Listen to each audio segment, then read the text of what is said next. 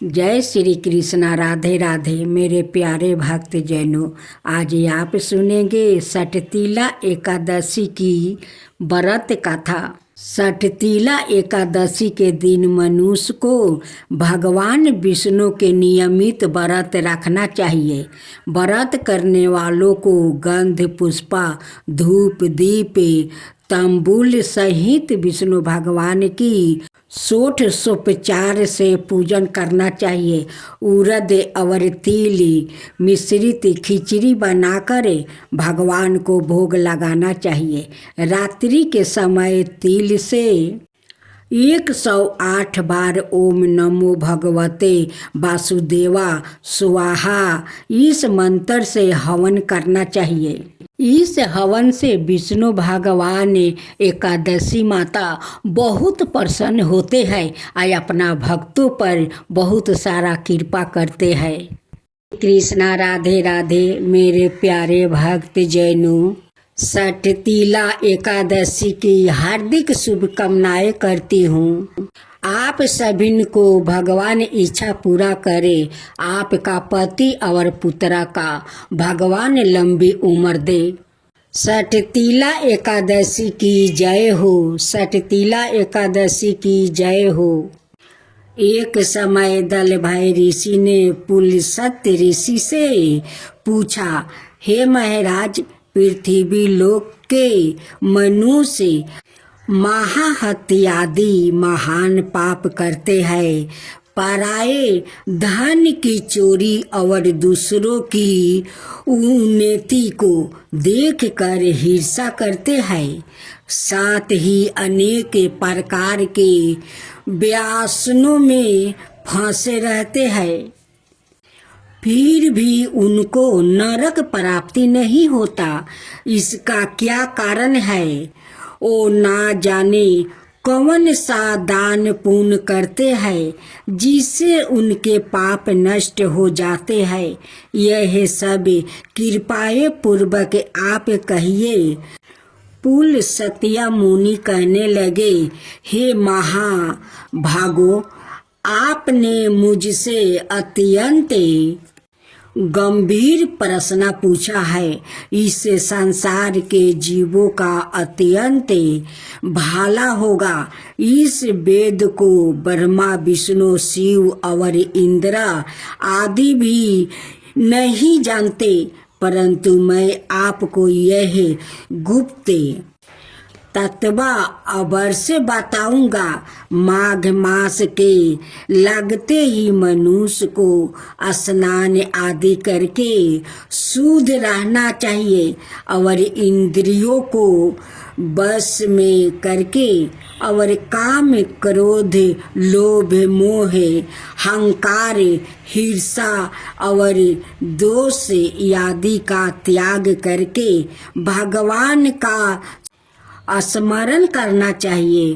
पुष नक्षत्र में गोबर कपास तिल मिलाकर उनके कंद बनाना चाहिए। उन कंदों से 108 बार हवन करना चाहिए और उस दिन मूल नक्षत्र और एकादशी तिथि को तो अच्छे पुण्य देने वाले नियमों को ग्रहण करे। स्नान आदि नृत्य क्रिया से निमृत होकर सब देवताओं के देव श्री भगवान का पूजन करे और एकादशी का व्रत धारण करके रात्रि में जागरण करना चाहिए।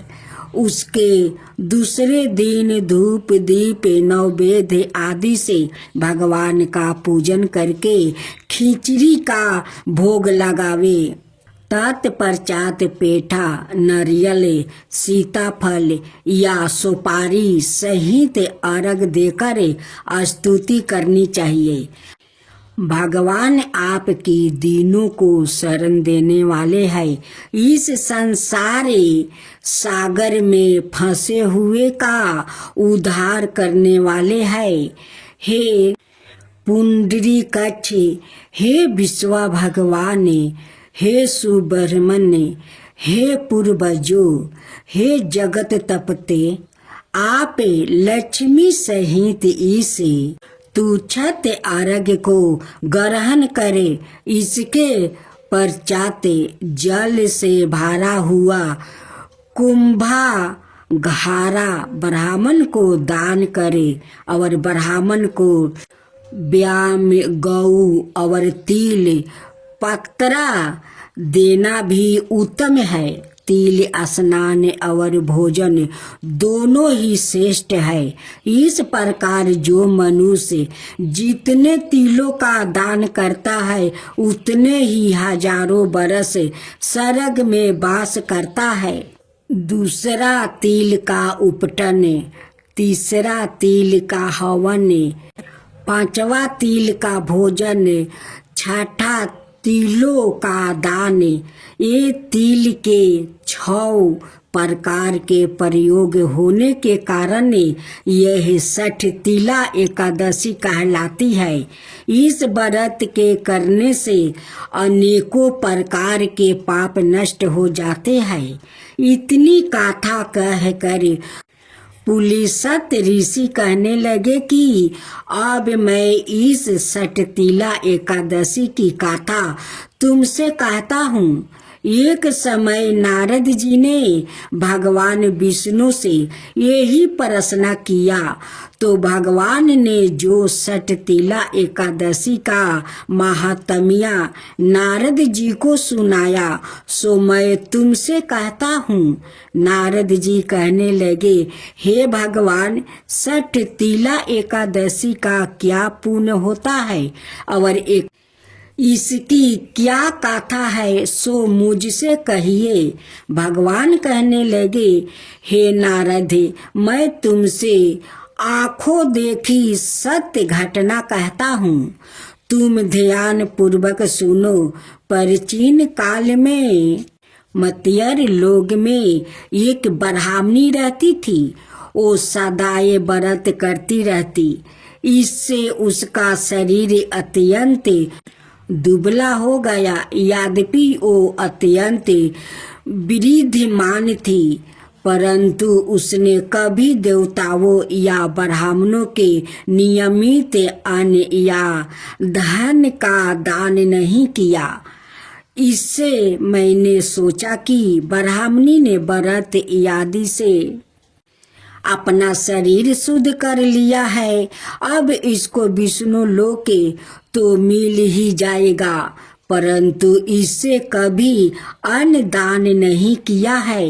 इससे इसकी दीर्पित होनी कठिन है। ऐसा सोचकर मैं एक भिखारी बनकर मर्त लोग में उस ब्राह्मणी के पास गया और उससे भिक्षा मांगी।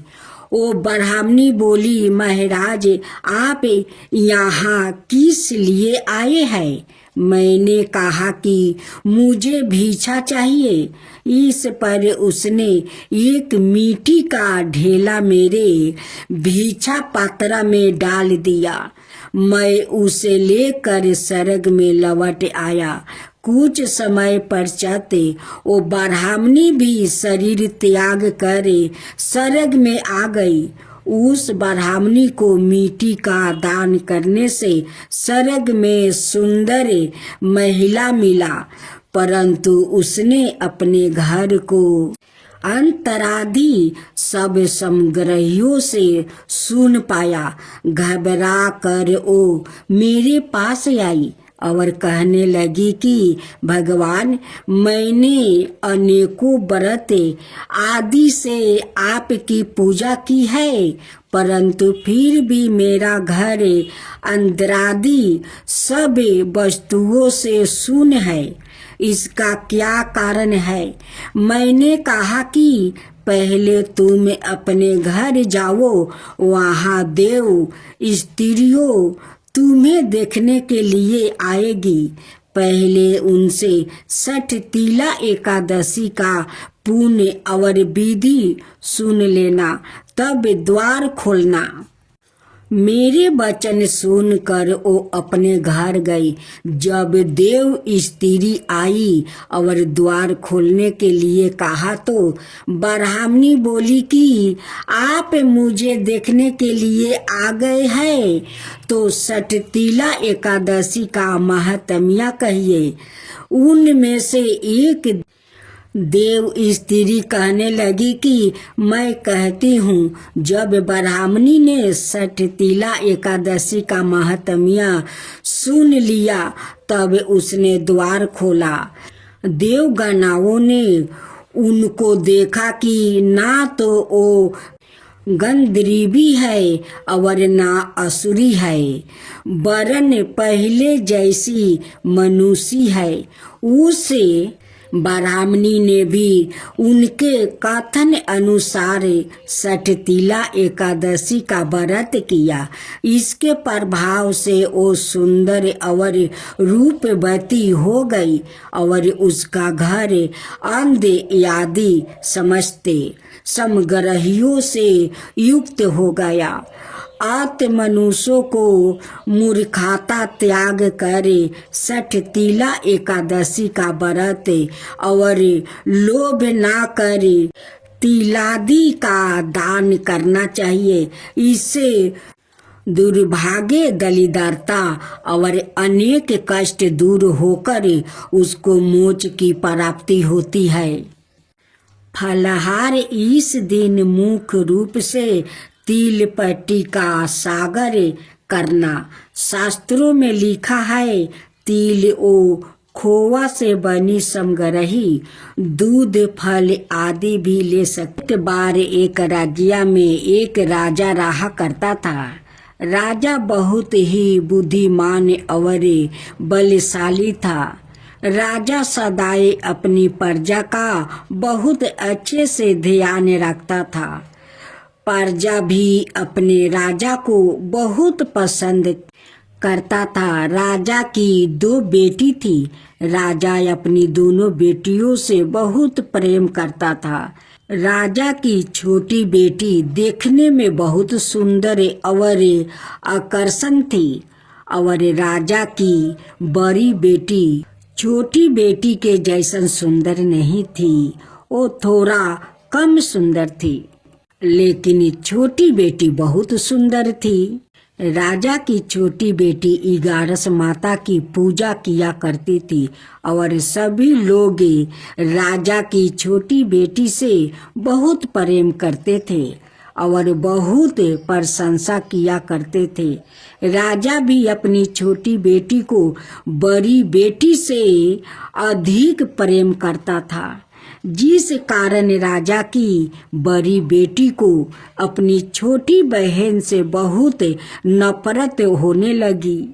राजा की दोनों बेटी जब बड़ी हो गई तब एक पड़ोस राजा में रहने वाला राजकुमार राजा की बड़ी बेटी के लिए रिश्ता लेकर आया। लेकिन जैसे ही उस राजकुमार की नजर राजा की छोटी बेटी पर पड़ी तो वो राजकुमार राजा की छोटी बेटी पर आकर्षण हो गया और उसे पहली नजर में प्रेम कर बैठा। उस राजकुमार ने राजा की बड़ी बेटी के साथ विवाह करने से मना कर दिया और उसने राजा से कहा कि मैं आपकी छोटी बेटी से विवाह करना चाहता हूँ। जिसके बाद राजा की बड़ी बेटी यह देखकर अपनी छोटी बहन से बहुत क्रोधित हो गई और राजा की बड़ी बेटी ने अपनी छोटी बहन को अपना सबसे बड़ा दुश्मन मान लिया। राजा की बड़ी बेटी ने अपनी छोटी बहन से बदला लेने का निर्णय लिया। जिसके लिए उसने अपनी छोटी बहन को जान से मारने का प्रयत्न बनाया। राजा की बड़ी बेटी ने अपनी छोटी बहन को मारने के लिए सबसे पहले एक लड्डू में जहर मिलाकर अपनी छोटी बहन को दे दिया और उसको लड्डू खाने के लिए कहा। लेकिन लड्डू खाने के बाद भी छोटी बहन को कुछ नहीं हुआ। बड़ी बहन यह देखकर बहुत आश्चर्यचकित हो गई, लेकिन बड़ी बहन ने हार नहीं मानी और उसने जब रात में छोटी बहन अपने कमरे में सो रही थी तब एक मटके में सांप रखकर उसे कमरे में छोड़ दिया। लेकिन सांप भी छोटी बहन का कुछ नहीं कर पाया। जिसके बाद बड़ी बहन ने अपनी छोटी बहन से कहा कि चलो हम लोग कुएं में से पानी भर कर लाते हैं। जिसके लिए वो अपनी छोटी बहन को पानी भरने के बहाने कुएं के पास ले गई और उसने अपनी छोटी बहन को कुएं में धक्का दे दिया।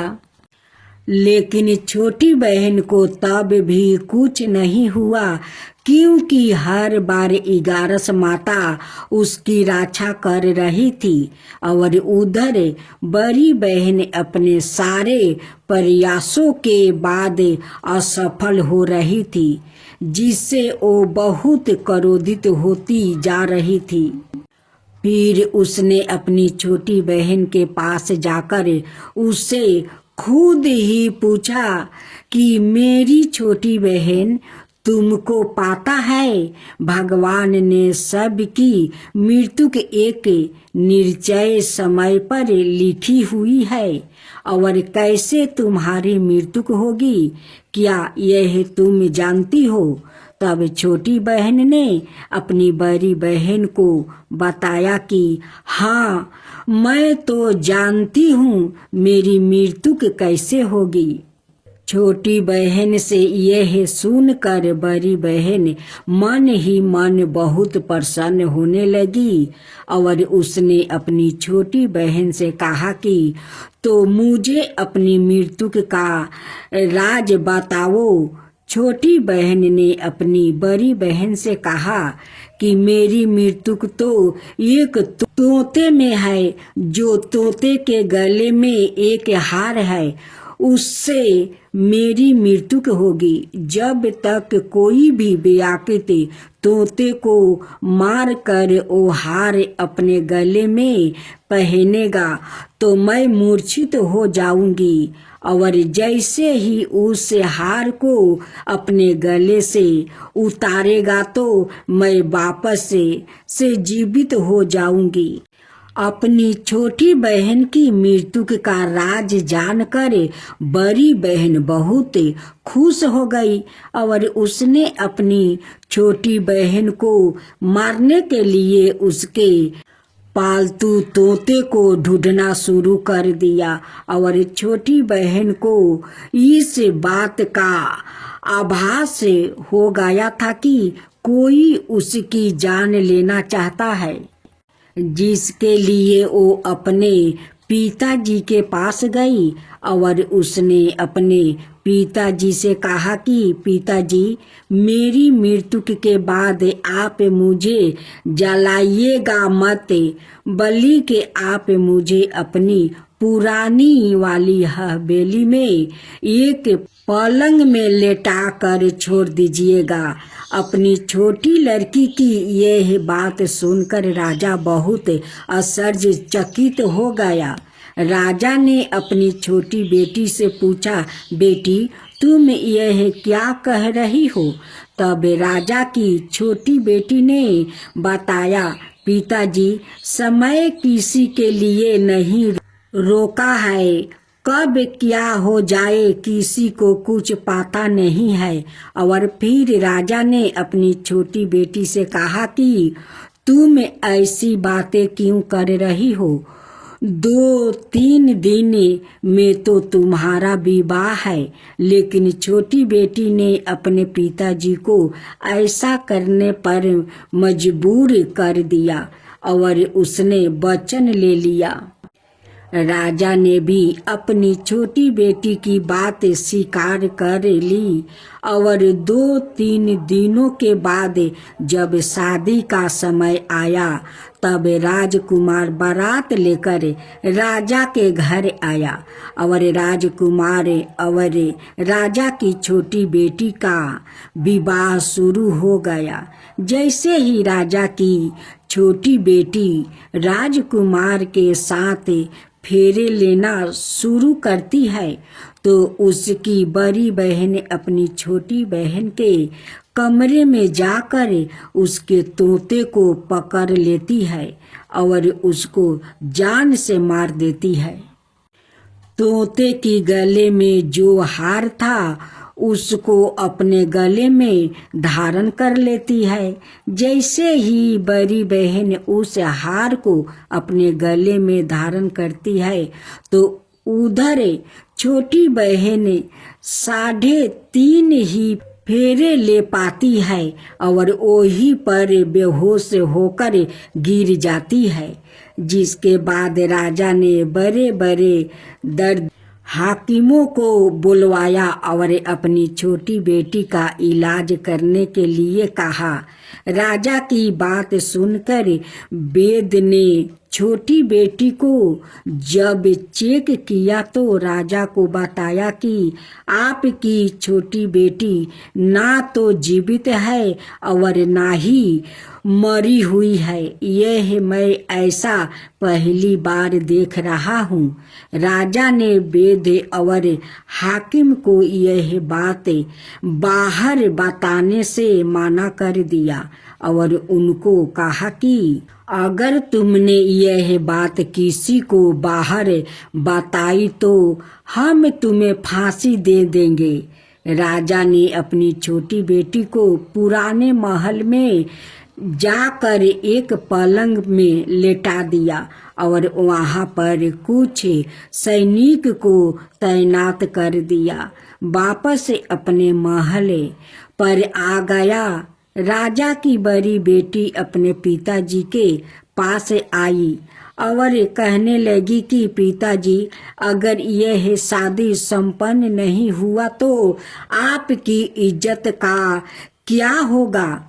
आप कहे तो मैं आपकी इज्जत बचाने के लिए राजकुमार से शादी करने के लिए तैयार हूँ। जिसके बाद राजा ने अपनी बड़ी बेटी की बात मान लिया और राजा ने बड़ी बेटी को छोटी बेटी की कपड़े पहना कर मंडल पर भेज दिया।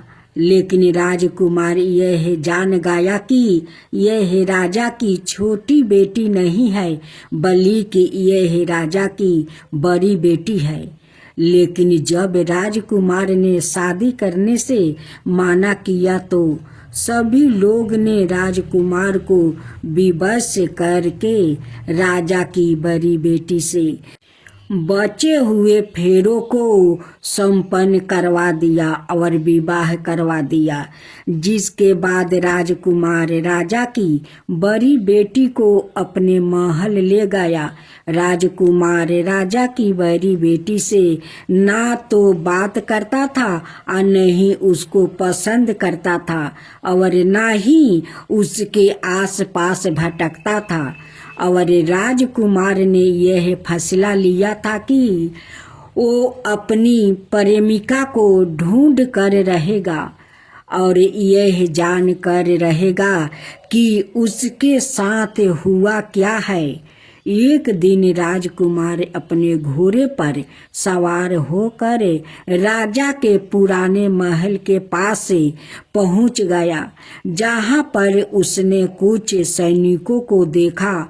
महल के पास पहुंचकर राजकुमार ने जब महल को ध्यान से देखा तो वो समझ गया कि यह तो हमारे ससुर जी का महल है। तब राजकुमार ने सैनिकों से पूछा, तुम लोग यहाँ क्या कर रहे हो और इस महल के अंदर उस पलंग में कौन लेटा है। जिसके बाद सैनिकों ने बताया कि यहाँ पर राजा की छोटी बेटी लेटी है। यह सुनकर राजकुमार बहुत प्रसन्न हो गया और वो तुरंत अपनी प्रेमिका के पास पहुंच गया और उसकी सेवा करने लगा।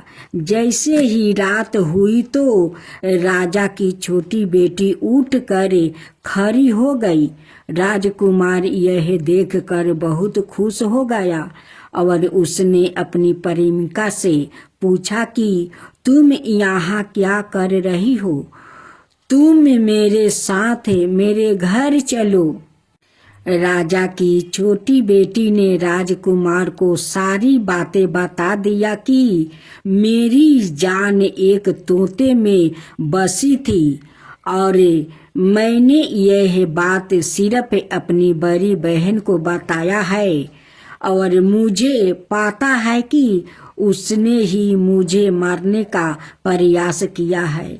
उसके पास एक हार है जिसको वो सुबह पहन लेती है और रात को उतार देती है।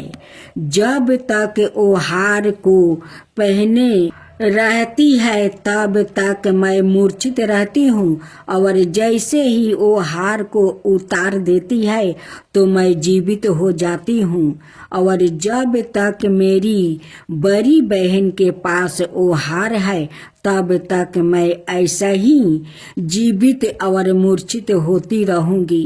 अगर मेरी बड़ी बहन के पास जो हार वो मेरे हाथ में लाया जाए तो मैं हमेशा के लिए जीवित हो जाऊंगी। राजकुमार यह बात सुनकर राजा की छोटी बेटी के पास रहने लगा निर्णय ले लिया और उसने अपने बचे हुए सारे फेरे उस पलंग में लेटी हुई राजा की छोटी बेटी के साथ ले लिया और अपना विवाह पूर्ण कर लिया और वहीं पर ही रहने लगा। देखते ही देखते कुछ समय में राजा की छोटी बेटी और राजकुमार की पत्नी पेट से हो गई। एक दिन राजकुमार को किसी काम से बाहर जाना पड़ा। तब छोटी बहन के पेट में बहुत तेज से दर्द होने लगा, जिसके बाद उसने 11 माता का आहन किया। जिसके बाद वहाँ पर 11 माता प्रकट हुई और उन्होंने अपनी भक्तों के दर्द को दूर किया और एक पुत्रा की प्राप्ति करवाई और वहीं पर अचानक से राजकुमार भी आ गया। राजकुमार ने 11 माता को देखा तो वो आश्चर्यचकित हो गया और उसने तुरंत माता को प्रणाम किया और 11 माता ने राजकुमार से कहा कि जब तुम्हारा पुत्रा 5 बरस का हो जाएगा तो तुम अपनी पत्नी का हाथ लाकर इसके गले में डाल देना। और देखते ही देखते राजकुमार और राजा की छोटी बेटी का पुत्रा 5 बरस का हो जाता है।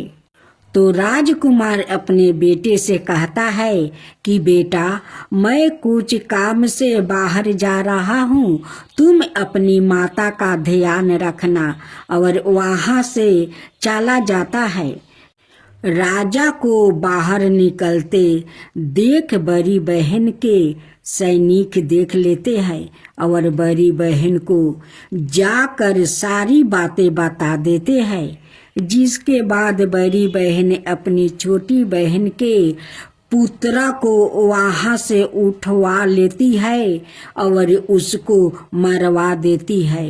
छोटी बेटी के पुत्रा के 2 टुकड़े करवा देती है। पहला टुकड़ा चौकी के पास छुपा देती है और दूसरा टुकड़ा अपनी पलंग के नीचे रख लेती है। अब 11 माता भिखारी का रूप लेकर आती है। एक भिखारिन का रूप राख कर बड़ी बहन के पास चली जाती है, जिसके बाद वहाँ पर भिक्षा मांगने लगती है। बड़ी बहन अपने नौकरों से कहती है कि जाकर भिक्षा दे दो, लेकिन जैसे ही नौकर 11 माता को भिक्षा देने के लिए आते हैं तो माता उन्हें माना कर देती है और कहती है कि मैं तुम्हारी महारानी से ही भिक्षा लूंगी। जिसके बाद बड़ी बहन सवाए ही भिक्षा देने के लिए माता के पास आती है। तब माता एक बिल्ली का रूप लेकर उसके कमरे में चली जाती है और वहाँ पर छोटी बेटी के पुत्रा को 2 टुकड़े को आपस में जोड़ देती है और उसे जीवित कर देती है। उसे वहाँ से ले जाती है। राजकुमार अपने बेटे को लेकर अपनी पत्नी के पास जाता है और उसे कहता है कि तुम इसका ध्यान रखना। अगर तुम इस बच्चे का अच्छे से ध्यान रखोगी तो मैं तुमसे बहुत प्यार करूँगा। एक दिन राजकुमार अपने बच्चे से कहता है कि तुम मम्मी से उनके गले का हार मांग लो। जिसके बाद राजकुमार का लड़का अपनी मम्मी के पास जाता है और कहता है कि मम्मी, मुझे तुम्हारा हार चाहिए जो तुमने गले में पहन रखा है। यह सुनकर पहले तो बड़ी बहन बहुत क्रोधित होती है, पर उसको यह याद आता है कि राजकुमार ने कहा था कि अगर मैं इस बच्चे का ध्यान अच्छे से रखूंगी तो वो मुझसे बात करेगा, जिसके कारण वो हार को उस बच्चे को दे देती है और वो तुरंत हार को ले जाकर अपने पिताजी को दे देता है। और तभी राजकुमार अपने बेटे को लेकर वहाँ से जाने लगता है और अपनी पत्नी से कहता है कि तुम हमारे लिए खाना बना कर रखना, मैं शाम को आकर तुम्हारे साथ खाऊंगा। और वो अपने बेटे को लेकर वहाँ से चला जाता है। जिसके बाद वो राजा के पास जाता है और उनको सारी बातें बता देता है। राजा अपनी बड़ी बेटी की यह करतूत सुनकर बहुत क्रोधित होते हैं और अपनी परिवारिश पर ही दोष देने लगते हैं और राजकुमार को अपनी छोटी बेटी के साथ रहने के लिए आदेश देते हैं। दोस्तों, उम्मीद करते हैं आपको यह कहानी बहुत पसंद आई होगी। अब आप सुनेंगे माँ तुलसी की कथा। पौराणिक कथाओं के आधार पर तुलसी कौन है और उन्हें पूजना क्यों जरूरी है, जानने के लिए इस कहानी को जानना होगा। माँ तुलसी का नाम बिंदा था। बिंदा का जन्म राक्षस कुल में हुआ था। राक्षस कुल में जन्म लेने के बावजूद भी बिंदा भगवान श्री विष्णु जी की परम भक्त थी और सदाए बड़े मन से उनकी पूजा अर्चना करती थी। बिंदा जब विवाह लायक हुई तो उनकी शादी राक्षस कुल के दानव राज जलंधर से कर दी गई। यह कहा जाता है कि जलंधर ने समुंदर से जन्म लिया था। विवाह के बाद बिंदा बड़ी ही पतिव्रता से अपने पति की सेवा किया करती थी। जब देवताओं और दानवों में युद्ध छिड़ा, युद्ध पर जाते हुए बिंदा ने अपने पति जलंधर से कहा कि स्वामी, आप तो युद्ध पर जा रहे हैं, लेकिन जब तक आप जीत हासिल करे वापस नहीं आ जाते तब तक मैं आपके लिए पूजा करती रहूंगी और अपना संकल्प नहीं छोड़ूंगी। जलंधर तो युद्ध में चले गए और बिंदा व्रत का संकल्प लेकर पूजा में बैठ गई। बिंदा के व्रत का प्रभाव इतना था कि देवता जलंधर से जीतने में नाकाम हो रहे थे। जब देवता हारने लगा तो सभी ने भगवान विष्णु से प्रार्थना की कि किसी भी तरह वो देवताओं को युद्ध जीतने में मदद करे। भगवान विष्णु बड़े ही असमंजस स्थिति में थे। वो सोच रहे थे कि बिंदा को कैसे रोका जाए, जबकि वो उनकी परम भक्त थी। बड़े ही सोचने के बाद श्री विष्णु जी ने बिंदा के साथ छल करने का निर्णय ही ले लिया। व्रत पूजा को तोड़ने के लिए उन्होंने बिंदा के पति जलंधर का रूप धारण किया और बिंदा के महल में जा पहुँचे। बिंदा ने जैसे ही अपने पति जलंधर को देखा तो उनके चरणों छूने के उद्देश्य से पूजा से उठ पड़ी, जिससे बिंदा का संकल्प टूट गया।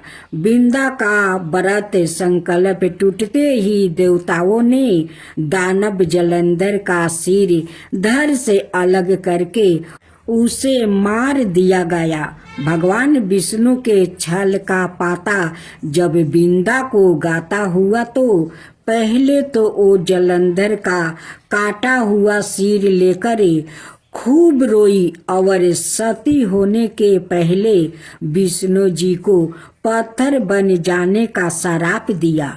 विष्णु जी पत्थर बन भी गया, लेकिन इस बात से सभी देवता देवियों और लक्ष्मी जी खूब रोने लगी।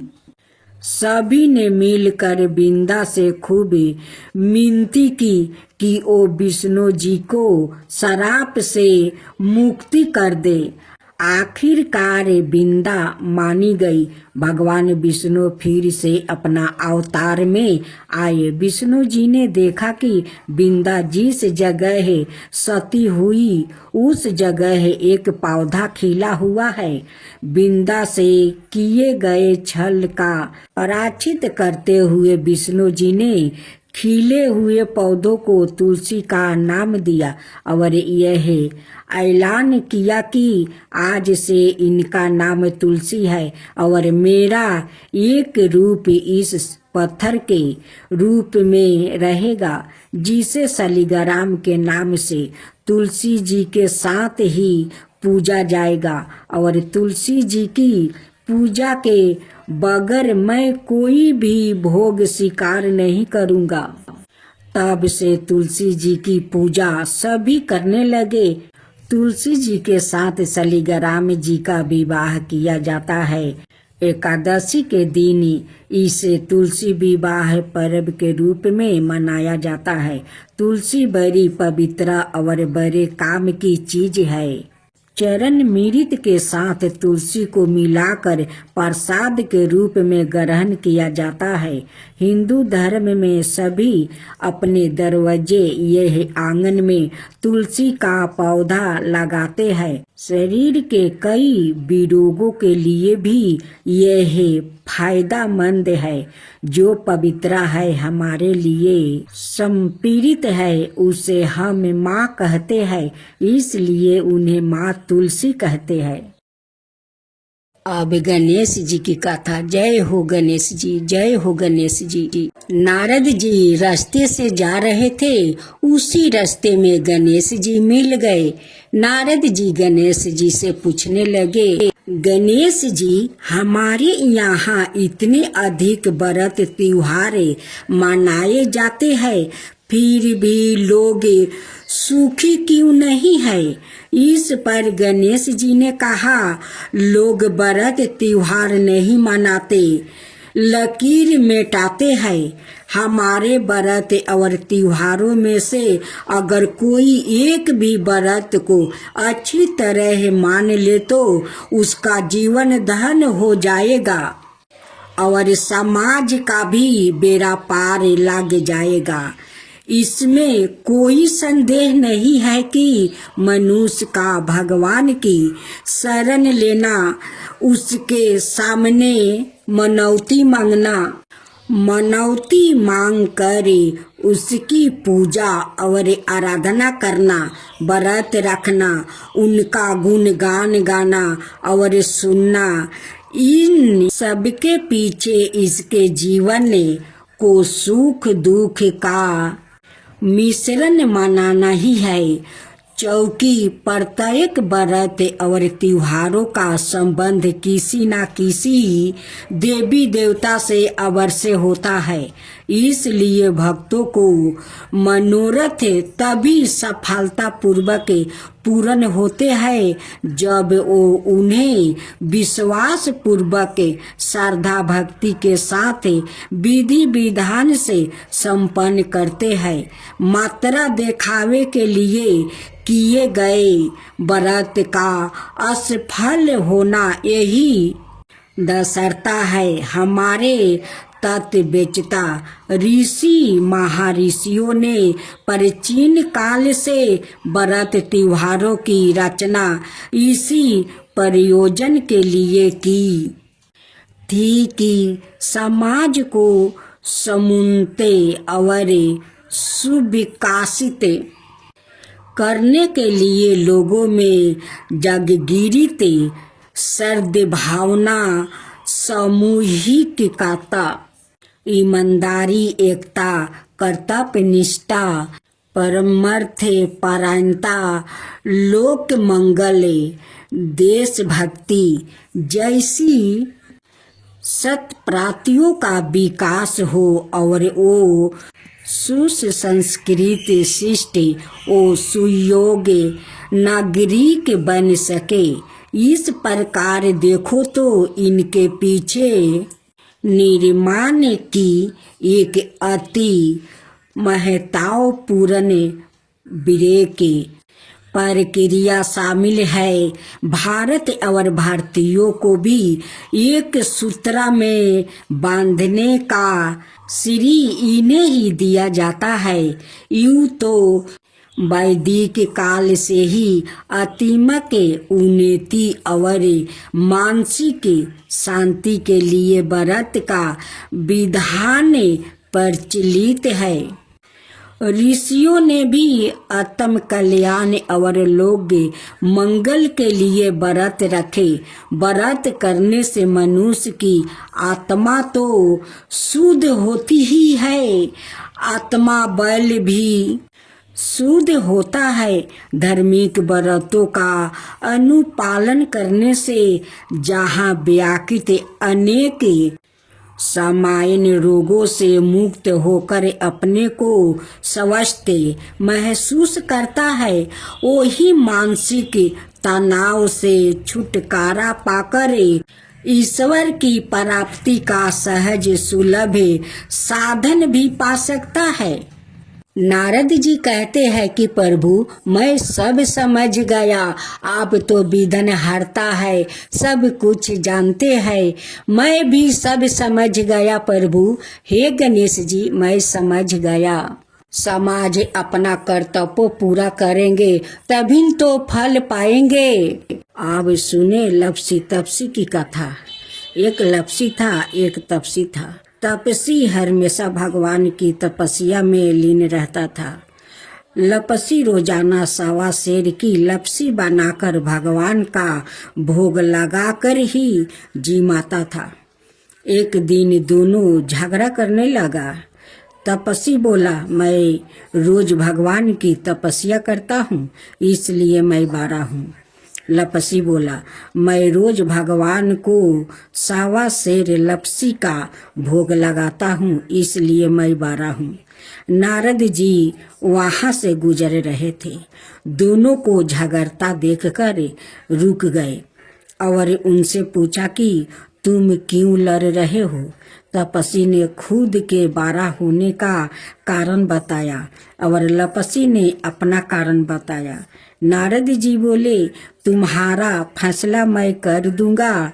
दूसरे दिन लपसी और तपस्वी नहाकर अपनी रोज की तरह भक्ति करने आए तो नारद जी ने छुप करके 1.25 करोड़ की एक औंठी उन दोनों के आगे रख दिया। तपस्वी की नजर जब औंठी पर पड़ी तो उसने चुपचाप औंठी उठाकर अपने नीचे दबा लिया। लपसी की नजर औंठी पर पड़ी, लेकिन उसने ध्यान नहीं दिया। भगवान को भोग लगाकर लपसी खाने लगा। नारद जी ने सामने आए तो दोनों से पूछा कि कौन बारा है। तो नारद जी ने तपस्वी से खारा होने को कहा। वो खारा हुआ तो उसके नीचे दबी औंठी दिखाई पड़ी। नारद जी ने तपस्वी से कहा, तपस्या करने के बाद भी तुम्हारा चोरी करने की आदत नहीं गई, इसलिए लपसी बारा है। तुम्हें तुम्हारी तपस्या का कोई फल भी नहीं मिलेगा। तपस्वी शर्मिंदा होकर माफी मांगने लगा। उसने नारद जी से पूछा, मुझे मेरी तपस्या का फल कैसे मिलेगा। नारद जी ने कहा, यदि कोई गाय और कुत्ते की रोटी नहीं बनाएगा तो फल तुम्हें मिलेगा। यदि कोई ब्राह्मण को जिमा कर दक्षिणा नहीं देगा तो फल तुझे मिलेगा। यदि कोई साड़ी का साथ ब्लाउज नहीं देगा तो फल तुझे मिलेगा। यदि कोई दिए से दिए नहीं जलाएगा तो फल तुझे मिलेगा। यदि कोई सारी कहानी सुने लेकिन तुम्हारी कहानी नहीं सुने तो फल तुझे मिलेगा। उसी दिन से हर व्रत कथा कहानी के साथ लपसी तपस्वी की कहानी भी सुनी और कही जाती है।